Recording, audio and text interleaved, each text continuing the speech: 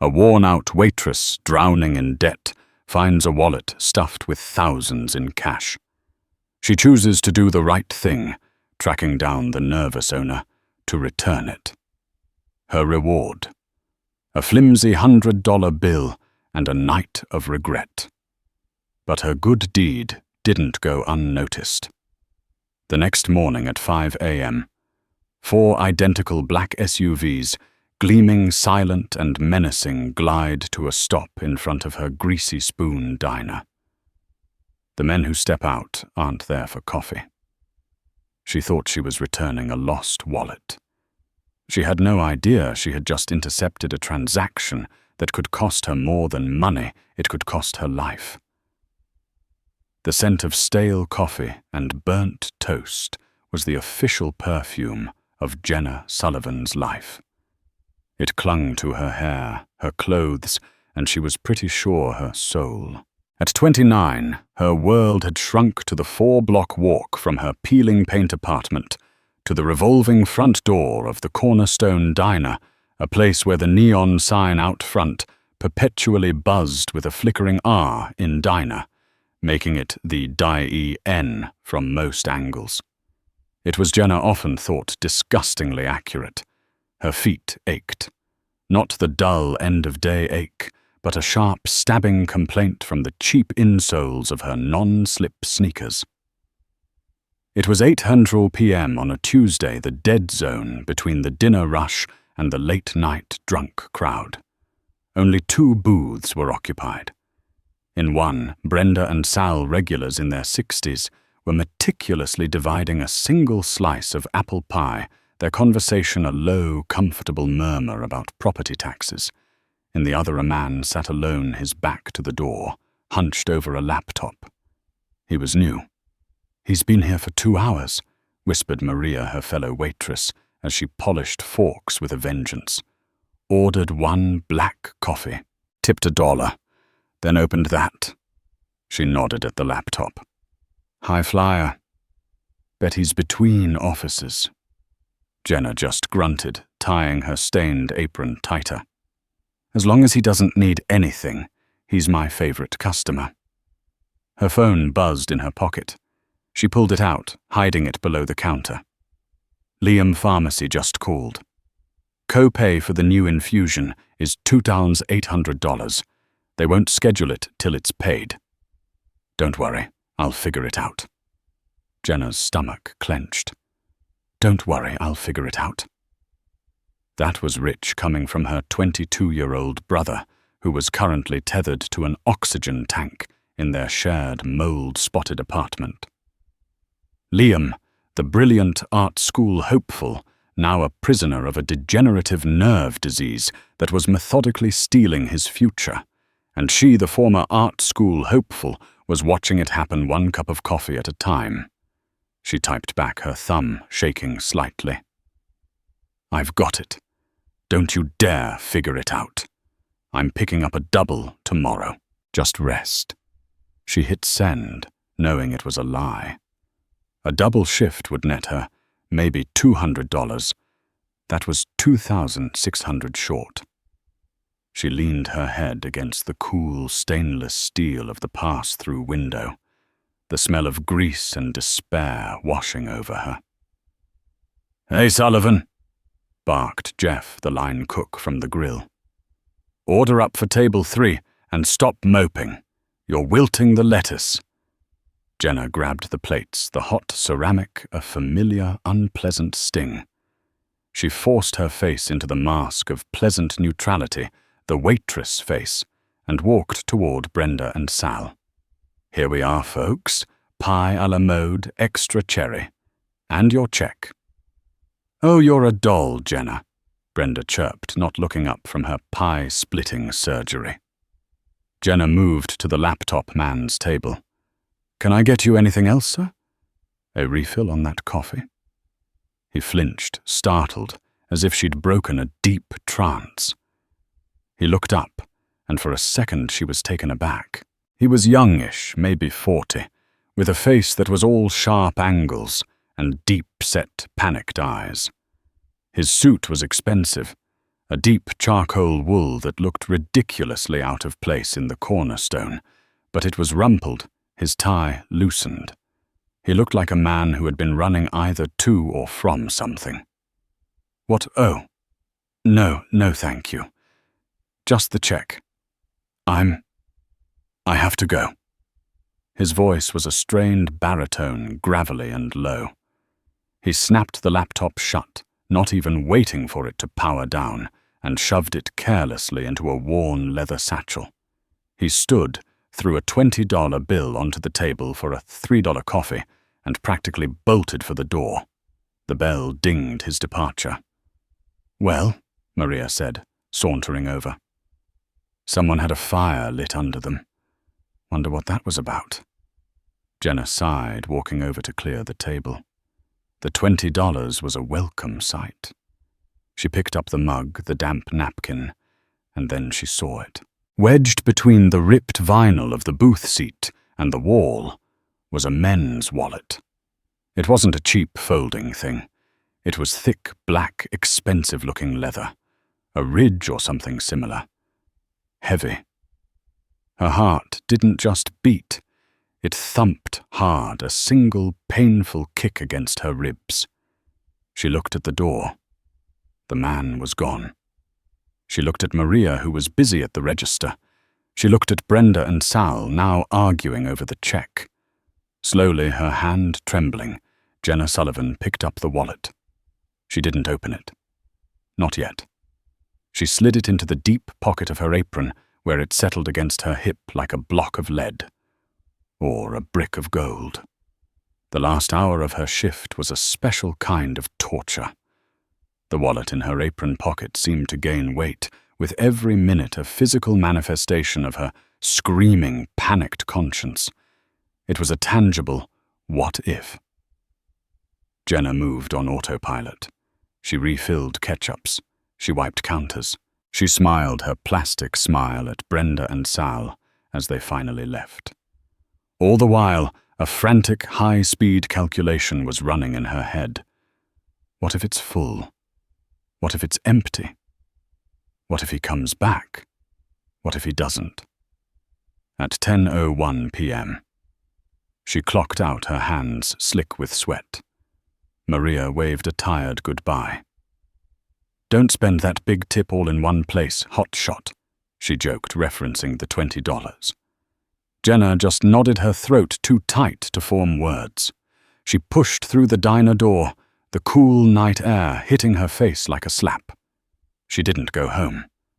Instead, she walked to the small graffiti-covered park 2 blocks over and sat on a cold, damp bench under the only working street lamp. The park was empty. The city's hum was a distant roar. Her breath plumed in front of her. "Okay," she whispered to the empty swings. "Okay." With trembling fingers, she pulled the wallet from her pocket. It was a heavy, metallic and leather model. No logos, no decorations, just pure, severe functionality. She slid the contents out. Her breath hitched. It wasn't just cash. It was a brick of cash, all hundreds, neatly folded. She didn't count it, not at first. She just stared. This was more money than she saw in a month, in 2 months. Then she saw the rest. A driver's license. Robert Kincaid, the man from the diner. The address was a high-rise in a part of town Jenna only saw in magazines. A few credit cards, platinum black, all bearing the same name. And then 2 other things. Tucked in a hidden sleeve was a small blue metallic object. It looked like a USB drive, but thinner with no standard connector. A data key. A YubiKey, maybe. She had no idea. It was smooth cold and utterly blank. The other item was a business card. But it wasn't for Robert Kincaid. It was a stark, white, impossibly thick card. In the center, in simple, elegant black script, were 2 words, Genevieve Adler, and beneath that, a single phone number. No title, No company. No address. Jenna's hands were shaking so hard she almost dropped it. Who is Genevieve Adler? She fanned the cash. She counted. 1,000, 2,000, 3,000, $3,200, $2,800. The number from Liam's pharmacy flashed in her mind, bright and demanding. It's right here. The temptation was so strong, so sudden and violent, it made her dizzy.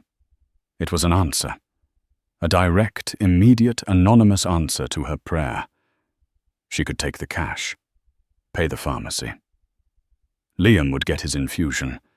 This Robert Kincaid with his platinum cards and his high-rise address would never miss $3,200. He probably wouldn't even notice. He'd just cancel his cards and move on. She could just take it. She saw Liam's face, pale and strained but smiling at her. I've got it, Liam.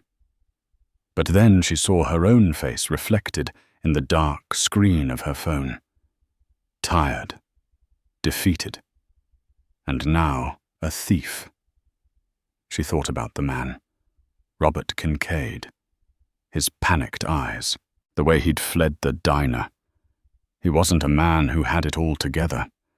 He was a man who was falling apart. This money, what if it wasn't his? What if it was for something specific, something dangerous? And what about the key and the strange could? This wasn't just a lost wallet. This felt different. This felt like a plot point in a movie she had no business being in. For a full 15 minutes, Jenna Sullivan sat on that bench and waged a war with herself. The angel on one shoulder was small and starving. The devil on the other was pragmatic, desperate, and holding a prescription slip. The devil was winning. He left it. Its finders keepers. He was careless.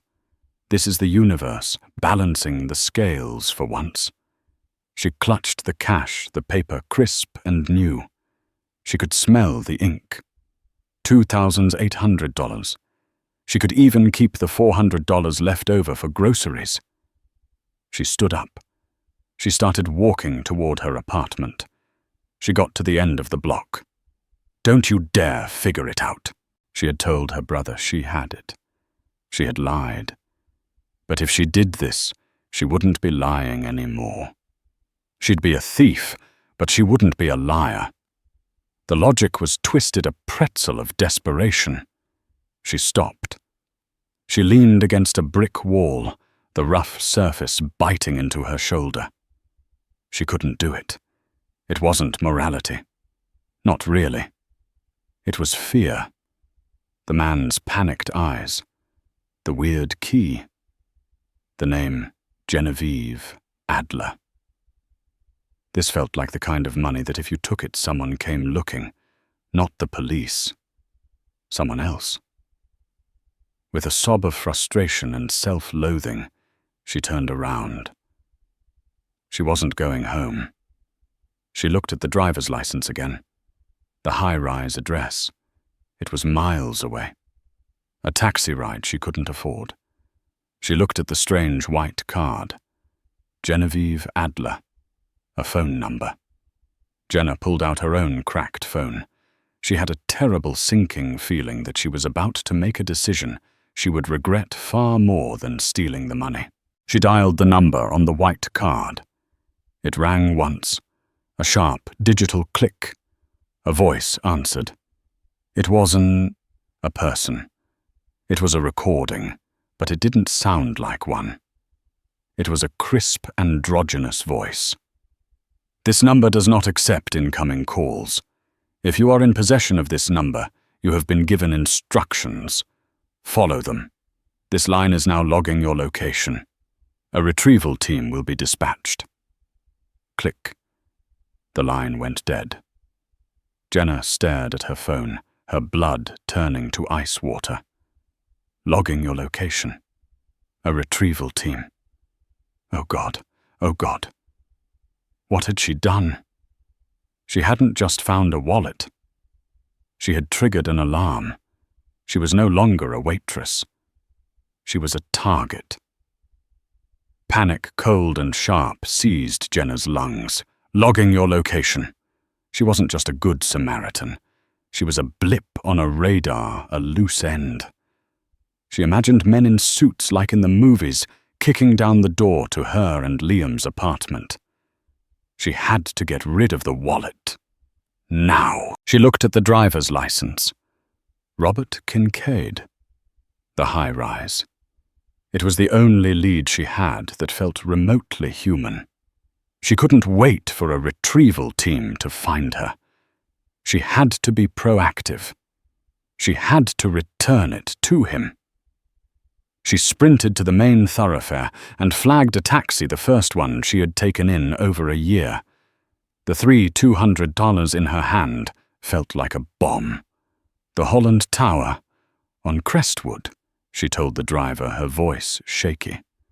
The driver, a grizzled man named Pasha, according to his dash license, glanced at her in the rearview mirror.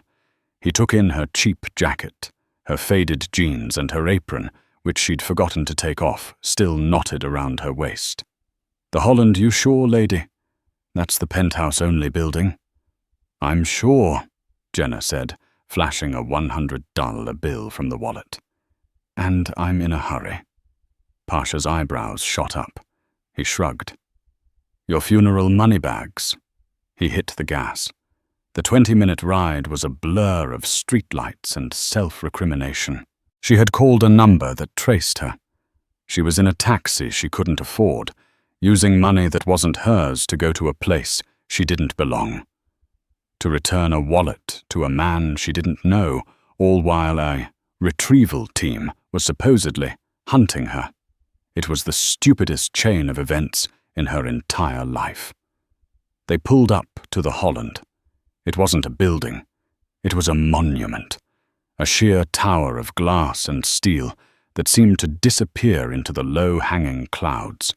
A doorman in a topcoat that probably cost more than her car, if she'd had a car, manned the gold-plated entrance. Jenna paid the driver, her hand shaking, as she peeled off another $100 bill. She didn't want the change. She just wanted out. She walked toward the doorman, who looked at her with a mixture of confusion and profound disdain. "Can I help you, Miss—" He managed to make "Miss" sound like an insult. "I'm here to see Robert Kincaid," Jenna said, trying to sound firm. I have something of his." The doorman's expression hardened. "Mr. Kincaid is not accepting visitors, and we do not accept deliveries at the front desk." "It's not a delivery. I found his wallet." She held it up as proof. The doorman's eyes widened just a fraction. This was clearly not in his training manual. He spoke into a small microphone on his lapel. "Sir, a woman is at the front, with your name." A pause. Then a tinny, frantic voice crackled from the doorman's earpiece. The doorman winced. "Yes, sir. Right away, sir." He looked at Jenna. "He'll be right down. You are to wait over there." He pointed to a patch of empty sidewalk well outside the warmth of the lobby's heat lamps. Jenna shuffled to her designated spot, feeling like a stray dog. A minute later, the glass doors hissed open, and Robert Kincaid burst out. He looked even worse than he had in the diner. His suit jacket was gone, his shirt was untucked, and his face was slick with sweat. "You have it. You have it," he hissed, not even looking at her, his eyes scanning the street around them. "Mr. Kincaid, I found this at the cornerstone." He didn't let her finish. He snatched the wallet from her hand, his fingers clawing at it. He didn't look at her. He didn't say thank you. He just opened it, his thumbs fumbling. Jenna watched her stomach churning. He didn't count the cash. He didn't check his cards. He ripped open the hidden sleeve, and his whole body sagged in relief when he saw the small blue data key. He checked for the white card. It was gone. His head snapped up. His eyes, no longer panicked, were suddenly sharp and cold. "Where is it?" he demanded. "Where's what?" Jenna recoiled. "The other card. The white one. Where is it? It's not in there. I didn't—" "Don't lie to me," he spat. "Did you take it? What did you do with it? Did you call it?" Jenna's blood ran cold. The way he said "call it" confirmed her worst fears. I did. I thought it was how I was supposed to return it. It said it was logging my location. I got scared, so I came here." Kincaid looked like he was going to be sick. He grabbed his hair with both hands. "You idiot! You absolute stupid idiot! What have you done?" "I was trying to help." Jenna's fear was rapidly being replaced by a hot, sharp anger. "I was trying to return your wallet. Help!" He laughed a high-pitched, hysterical sound. "You've just signed my death warrant, you stupid girl. And maybe yours, too." He fumbled in the wallet, pulled out the wad of cash. He peeled off a single $100 bill and thrust it at her. "Here, for your trouble. For the cab. Now get out of here. Forget you ever saw me. Forget this address. Forget everything." Jenna stared at the $100 bill in her hand. It felt like an insult, a slap. She had just returned $3,200 and a key that was apparently life or death, and this was her reward. This and being called a stupid idiot. "Go," Kincaid yelled, seeing her hesitation. "They're probably already on their way. Go." He turned and ran back into the building, the glass doors hissing shut behind him, sealing him in his glass and steel tomb. Jenna was left alone on the sidewalk, the $100 bill fluttering in her hand. The elation of her good deed had curdled into a bitter metallic taste in her mouth.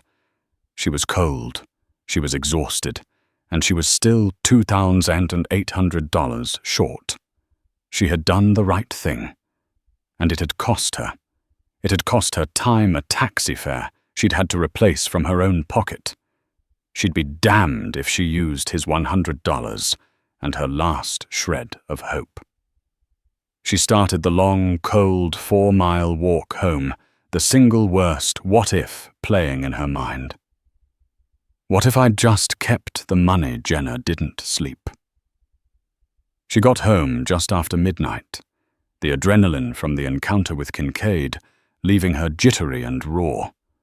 Liam was asleep in his room, his breathing a shallow, worrying rasp.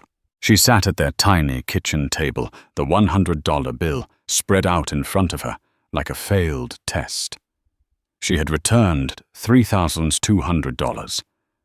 She had been called a stupid idiot, and a retrieval team was logging her location. She spent the next few hours in a paranoid spiral, jumping at every creak of the old building, peering through her blinds at every passing headlight. But no one came. No black vans, no men in suits. By 4:00 a.m., exhaustion finally won, and she collapsed into a fitful, dream-laced sleep, filled with images of black cards and falling towers. Her alarm went off at 4:45 a.m. It was time to open the diner.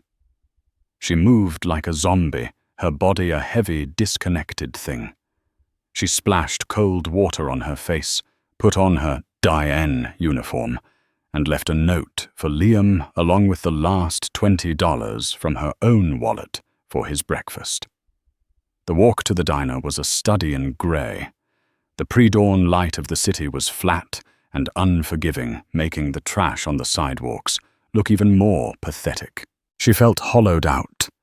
She unlocked the diner's back door at 5:15 a.m., the smell of stale grease welcoming her home. Jeff the cook was already there, clanging pans and swearing to himself. "You look like hell, Sullivan," he grunted, not looking up from his bacon press. "Feel like hell, Jeff," she mumbled, tying on her apron. The clean, empty apron felt strange light. She started the coffee, her movements automatic. Flip the switch, dump the grounds, place the pots, line up the mugs. By 5:30 a.m., the diner was technically open, bathed in the buzzing fluorescent glow of the morning. At 5:42 a.m., her first regular, a construction worker named Frank, would come in for his coffee and corn muffin. She had 8 minutes. At 5:35 a.m. they arrived. Jenna was wiping down the counter when the first set of headlights swept across the diner's interior so bright they made her wince. It was a single vehicle, moving slowly. But right behind it was another, and another, and another. Jeff even stopped clanging. "The hell is this, a funeral?" Jenna walked to the front window, her heart a cold stone in her chest. It wasn't a funeral. It was a procession. 4 of them. Identical black Escalade-style SUVs.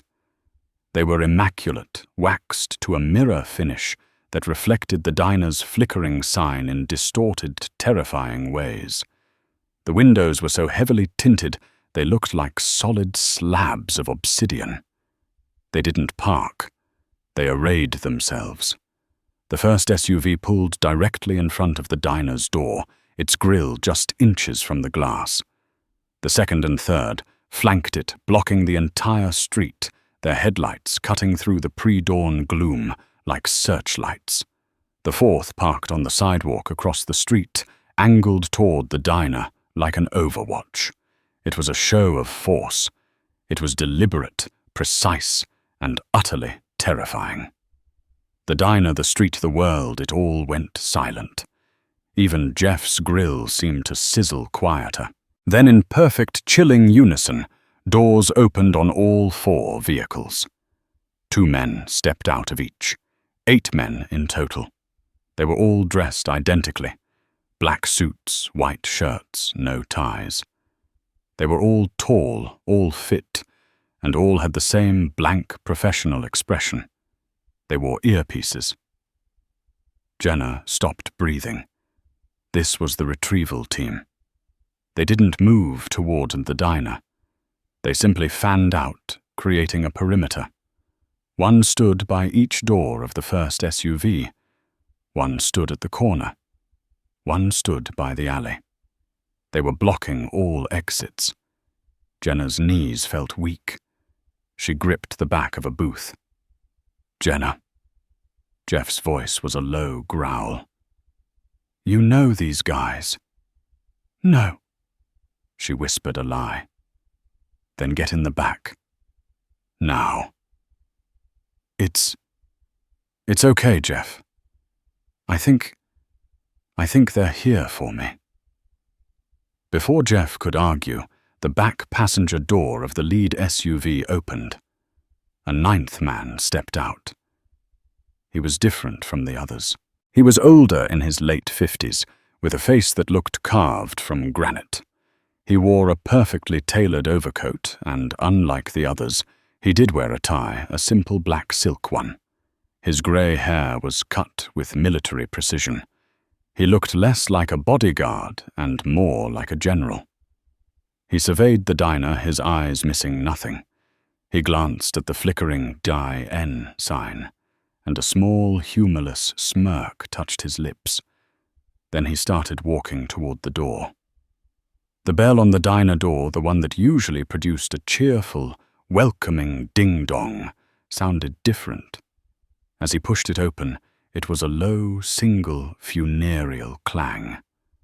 The man stepped inside. He was huge. He filled the doorway, blocking out what little light there was. He brought the cold of the outside in with him. He stood on the welcome mat, taking in the room. His eyes passed over Jeff, who was holding a heavy steel spatula like a weapon. His eyes passed over the empty booths. And then his gaze landed on Jenna. He didn't just look at her. He assessed her. It was the most invasive non-physical contact she had ever experienced. He saw her cheap sneakers, her frayed apron, her chapped hands, and the pure, undiluted terror in her eyes. He took 2 steps inside his polished shoes, silent on the linoleum. "Jenna Sullivan." His voice was a deep, cultured rumble. It was not a question. It was a confirmation. Jenna couldn't speak. She just nodded, her entire body shaking. The man, the general, gave a short, sharp nod. "Good. Ms. Adler will see you now." "Ms. Adler will see you now." The words hung in the air, thick and final. This wasn't a request. I have to work." Jenna stammered the most pathetic, absurd excuse she could have possibly manufactured. The man Jenna would come to know him only as Harris actually smiled. It was a terrifying reptilian stretching of the lips. "No, Ms. Sullivan, you don't. Not today. And perhaps not ever again in this particular establishment." He gestured to the door. "Please, we're on a schedule." "And if I say no?" Jenna's voice was a squeak. Harris's smile vanished. He didn't threaten her. He didn't raise his voice. He simply glanced over her shoulder at Jeff, who was still holding the spatula, and then at the back door leading to the kitchen. "It is not in your best interest," Harris said softly, "to make this difficult for anyone." The threat was clear. It wasn't just to her. It was to Jeff. It was to the diner. Jeff, to his credit, took a step forward. "Hey, buddy, you can't just come in here and—" Harris raised a single leather-gloved hand. "Sir, I'm an agent of a private security firm here to escort Ms. Sullivan to a meeting she has inadvertently scheduled. I strongly advise you to return to your bacon." He turned his full attention back to Jenna. "Your apron, Ms. Sullivan." Defeated, her body numb, Jenna untied the apron. It fell to the floor in a heap. She felt naked, exposed. "My things. In the back. They will be retrieved for you," Harris said. He nodded to one of the men at the door who entered, walked past Jenna as if she were a ghost, and disappeared into the staff room. He emerged 30 seconds later holding her threadbare coat and her backpack. "This way," Harris commanded. Jenna walked. Her legs felt like they were moving through wet cement. She passed Jeff. "I'm sorry, Jeff," she whispered. He just stared, his face pale. "Kid, what did you do?" Jenna had no answer. Harris held the door for her, a parody of gentlemanly conduct. The moment she stepped outside, the cold hit her, but it was the silence that was most unnerving. The 8 men in suits were statues, all facing outward, creating a sterile, secure bubble around her and the SUV. Harris opened the rear door of the lead vehicle. "Please." The interior was not an SUV. It was a private jet. Black leather polished wood, a small screen, and a silence so profound it was disorienting. It smelled like new car and old money. Jenna slid in. Harris got in the opposite side, facing her. The door closed with a heavy, satisfying thunk, sealing them inside. And they drove. The ride was perfectly smooth, the city's potholes non-existent. Harris didn't speak. He simply stared not at her, but through her. Jenna, meanwhile, was having a full-blown panic attack. But it was all on the inside. Her heart was a trapped bird in her chest. She had no idea where they were going. The tinted windows turned the emerging dawn into a dark, muddy smear. They were on the highway for 20 minutes before exiting into an area Jenna didn't recognize. It was all new sterile office parks and manicured lawns. They finally pulled up to a campus. It wasn't a single building, but a series of them all, glass and dark grey steel connected by enclosed sky bridges. There was no sign, no corporate logo, just a simple silver AVS on a block of granite at the entrance. Adler Vanguard Solutions. The SUV drove into the building down a concrete ramp into a private, brightly lit subterranean garage. The second the vehicle stopped, Harris's door was opened by another suit. "We are here," he announced. Jenna was escorted from the garage through a private elevator activated by Harris's thumbprint, and up. And up. The elevator was glass, and as it rose, it gave her a sickening view of a massive tiered atrium. It was like a beehive, filled with hundreds of people in cubicles, all working in total silence, their faces illuminated by blue screen data. The elevator stopped at the top floor. The doors opened not into a hallway, but directly into an office. Or rather, the office. The room was vast, at least 5,000 square feet. 3 walls were floor-to-ceiling glass, offering a panoramic, godlike view of the entire city now bathed in the weak morning sun. The floor was polished black marble. The only furniture was a single massive desk made of what looked like a single piece of volcanic rock, and 2 simple, uncomfortable-looking chairs facing it. And behind the desk, a woman. She was in her late 60s, with a severe, immaculately coiffed bob of silver hair. She wore a simple navy blue dress that Jenna knew instinctively cost more than her brother's medical bills for the entire year. She was writing something on a piece of paper with an old-fashioned fountain pen. She did not look up when they entered.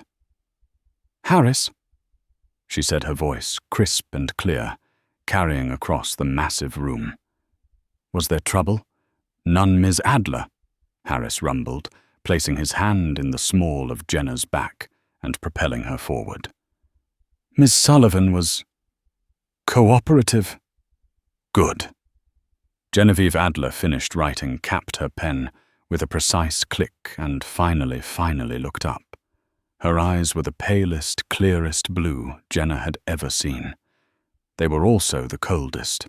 They were the eyes of a hawk, a predator, and they dissected Jenna in a single, flickering glance. "Miss Jenna Sullivan," she said. "The girl from the diner." "Yes, ma'am," Jenna stammered. "Please sit." She gestured to one of the chairs. It was as hard and cold as it looked. Jenna sat. Harris remained standing, a silent monolith by the elevator. Genevieve Adler steepled her fingers. "You have caused me a significant amount of trouble, Miss Sullivan. You were Waitress. You interfered with a matter of corporate security that has cost me 2 years of planning and, well, let's just say, a substantial investment." Jenna's mouth was dry. I don't know what you mean. I just found a wallet." "Yes." Ms. Adler's eyes narrowed. "The wallet, belonging to my former head of internal logistics, Robert Kincaid. A wallet which should have been handed off very quietly to a representative from a competing firm. A wallet containing a key. My key. A key holding the master database of my company's global shipping routes and client-protected data." Jenna felt the blood drain from her face. This wasn't just a lost wallet. This was corporate espionage. Kincaid wasn't the victim. He was the traitor. "I didn't know." "Obviously," Ms. Adler snapped. "You then proceeded to take the wallet. You found a private number, a number which I assure you is not for lost and found, and you called it from your personal unsecured cell phone." She leaned forward, and the full weight of her power seemed to press down on Jenna. "This action, Miss Sullivan, this one simple idiotic phone call, triggered a multi-level security alert. It forced my hand. It forced me to activate a retrieval team I did not want activated. It put my entire operation in the light. All because a waitress, what got a conscience? I was trying to do the right thing, Jenna said, a flash of her old self, her anger returning. The right thing, Moles, Adler repeated, as if the concept was foreign and distasteful. The right thing was to take the cash and throw the wallet in a gutter. That I would have understood. That I could have planned for. But this morality, it's so inefficient. Where is Mr. Kincaid? Jenna asked, dreading the answer. Mr. Kincaid. Ms. Adler said, a look of profound disappointment on her face, is being debriefed. He made a fatal error. He tried to sell my company. But worse, he panicked. He left the key in a diner. He will not be a problem for anyone, ever again. The finality of that statement chilled Jenna to the bone. Not be a problem. So, Jenna whispered, what happens to me? You said, I signed my death warrant. He said that. Mr. Kincaid was a man prone to hysterics. You are not a problem to be eliminated, Miss Sullivan. You are a loose end. And I, Ms. Adler said, standing up and walking to the glass wall. Do not abide by loose ends. I tie them. She turned the city skyline a crown of fire behind her. You are by all accounts poor. You are desperate. You have a sick brother, Liam, who requires medication you cannot afford. You are in essence one bad day away from total ruin. Jenna flinched. They had dug into her life. In the few hours since her call, they had taken her entire existence apart. And yet, Ms. Adler continued, you had $3,200 in your hand. Cash, untraceable, the exact solution to your most pressing problem. And you gave it back. She walked until she was standing directly in front of Jenna, forcing the younger woman to crane her neck back to look at her. I have been trying to understand that, Ms. Sullivan, for 4 hours, and I have come to 2 possible conclusions. She held up one finger. 1. You are a fool, a simple, naive child who believes in a cosmic scoreboard that rewards good deeds. A person so breathtakingly stupid that you are a danger to yourself and everyone around you. She held up a second finger. Or 2. You are something else. You are someone who, even when faced with a perfect, clean solution to your life's problems, you still chose to do the harder thing, the more complicated thing. Because... Why? Tell me, Ms. Sullivan, why did you return it? Jenna looked into those icy blue eyes. All the fear, all the exhaustion, all the anger of the last 24 hours coalesced into a single, hard, honest truth. I was scared, Jenna said, her voice shaking but clear. I saw the key. I saw your card. I saw his face. I thought it was the kind of money that if I took it, someone like you, would come for me. I didn't return it because I'm a good person. I returned it because I was terrified of what would happen if I didn't. The room was silent. Ms. Adler studied her face. Jenna had the feeling she'd just been X-rayed. Then, for the first time, Genevieve Adler's face broke into a genuine, if terrifying, smile. Honest, she said, as if tasting the word. Not moral, not good, just honest and pragmatic. You're not a fool, Ms. Sullivan. You're a survivor. She turned and walked back to her desk. You're also, as of 5:35 a.m. this morning, unemployed. I took the liberty of buying the Cornerstone Diner. As of 10 minutes ago, it's closed for health code violations. Jeff and Maria have been given a very generous severance package. Jenna's stomach dropped. You bought it? Why? As I said, I tie up loose ends. I couldn't have you going back there chatting with your cook about the 4 black cars. Could I? I own your silence, Miss Sullivan. I own the building you lived in. The lease was terminated. Your and your brother's things are being moved as we speak. And I own the pharmacy that holds your brother's medication. This was a nightmare. This was a total systematic dismantling of her entire life. You can't do that. I can.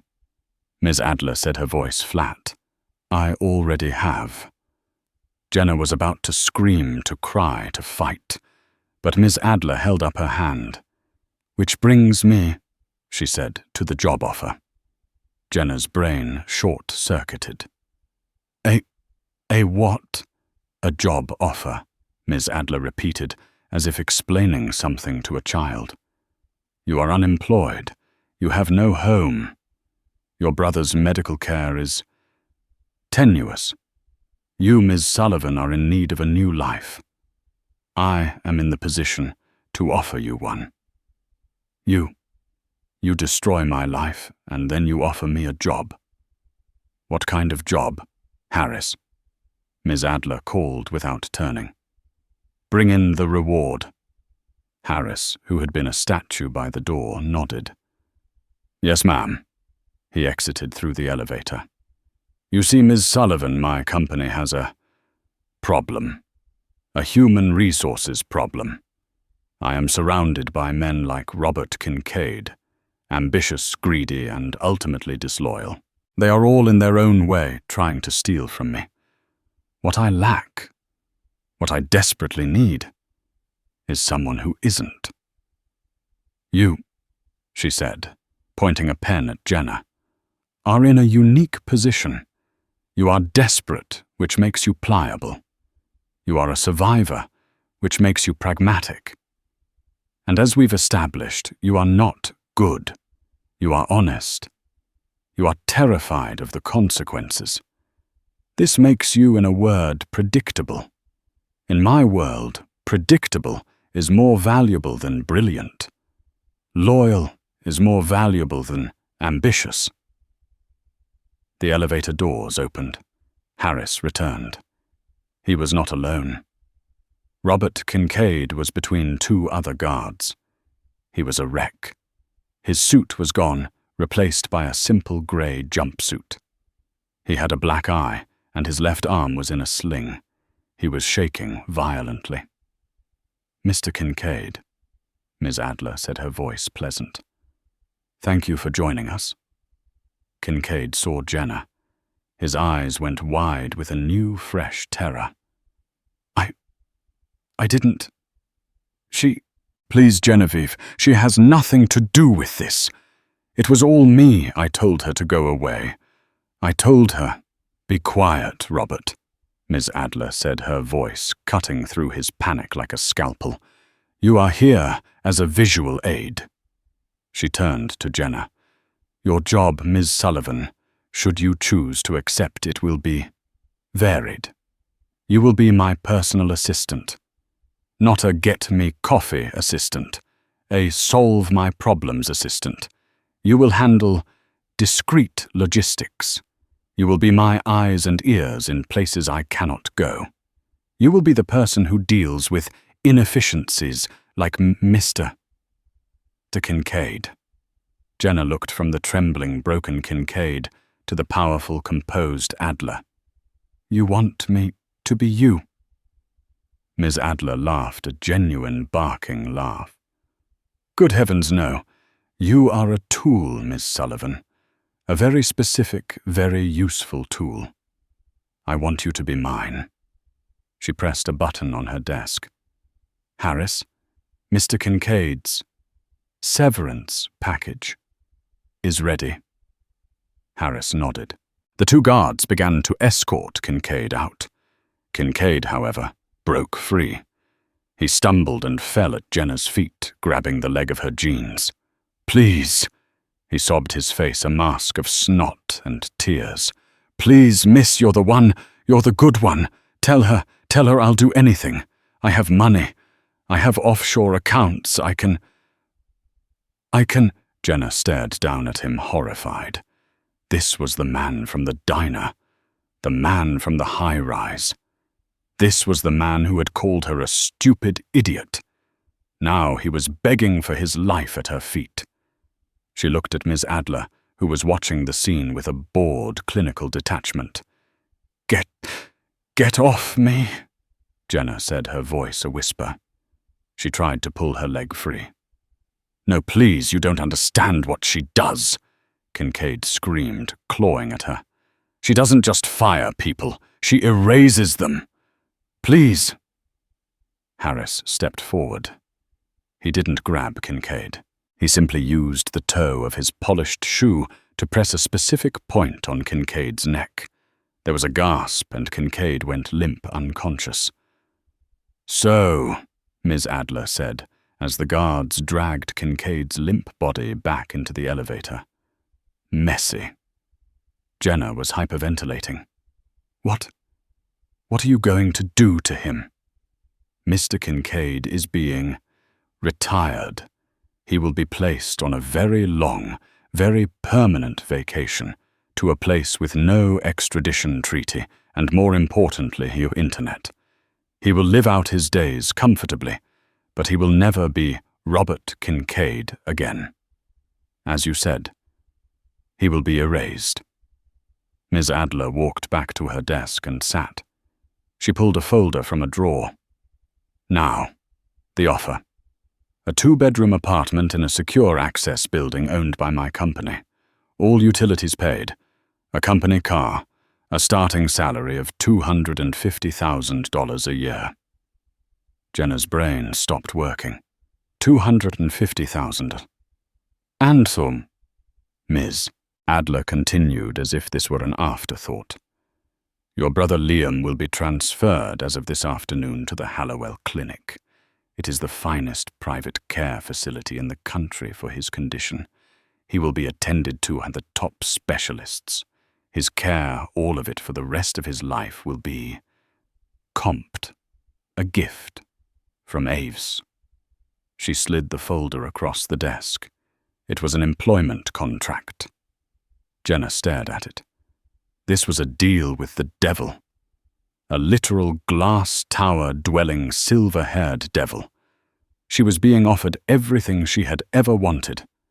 Not just money, security, a future for her brother, an escape from the smell of burnt coffee and the ache in her feet. All she had to do was, become a tool, become a problem solver, become the person who called in men like Harris. "Why me?" she asked, her voice hoarse. "You could have anyone." "Because anyone wants my job," Ms. Adler said. "They are ambitious. They are Kincaids in training. You just want your brother to live. Your loyalty to me. It's to him. And since I am the only one who can guarantee his health, I am by proxy the only one you will ever be loyal to. It's the most binding contract there is." Jenna looked at the folder. She thought of Liam's shallow breathing. She thought of the $2,800 copay that had started this, all a number that now seemed laughably small. She was right. Ms. Adler was right. Jenna wasn't a good person. She wasn't moral. She was a survivor. And she was above all else a sister. She picked up the fountain pen that Miss Adler had used earlier. "Where," Jenna Sullivan asked, her voice no longer shaking, "do I sign 6 months? That's how long it took for the smell of stale coffee to finally leave her memory."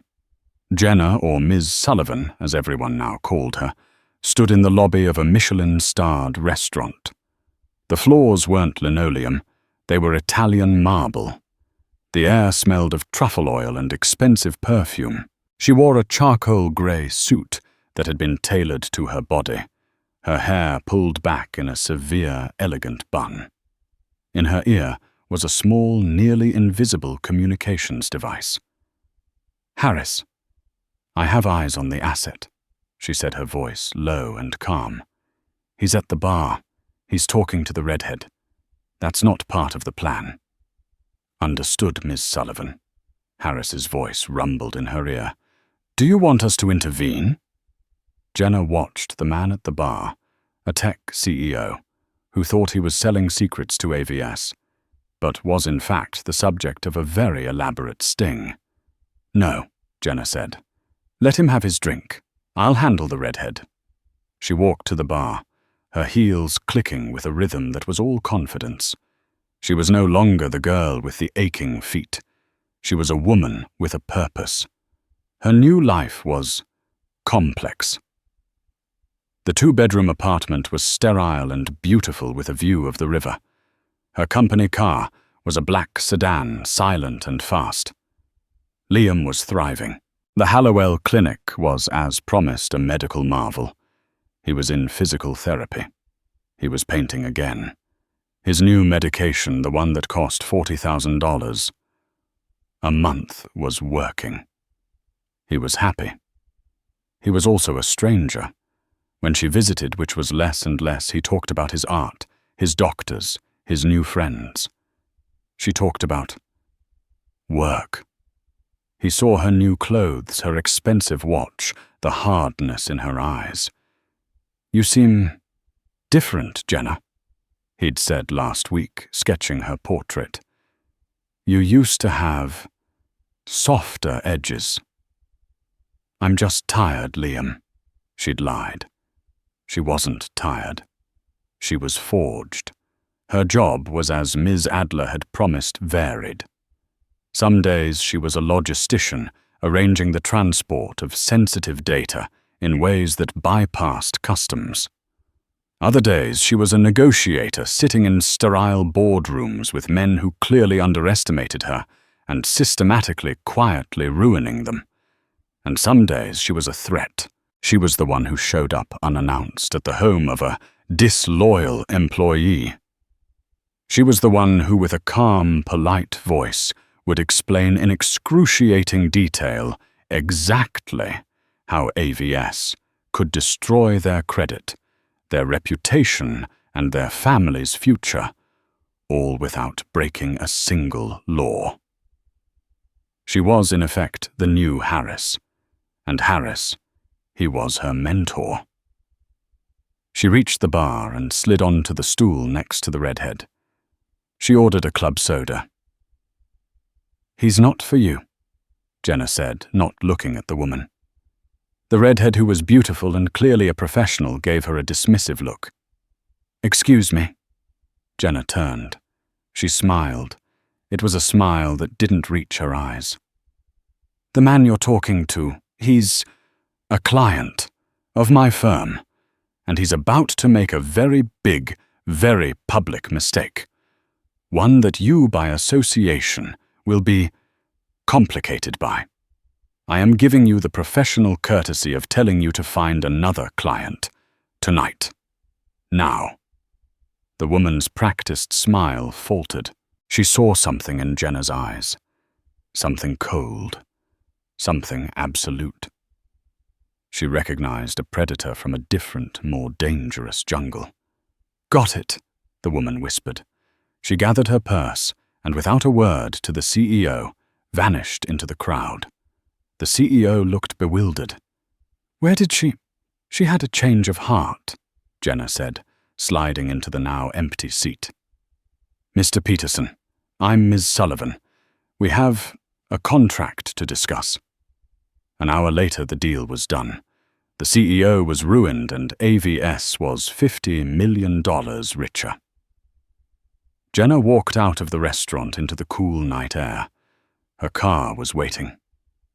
The door held open by a new young suit who looked at her with the same mixture of fear and respect she used to see Harris get. As she got in, she saw it.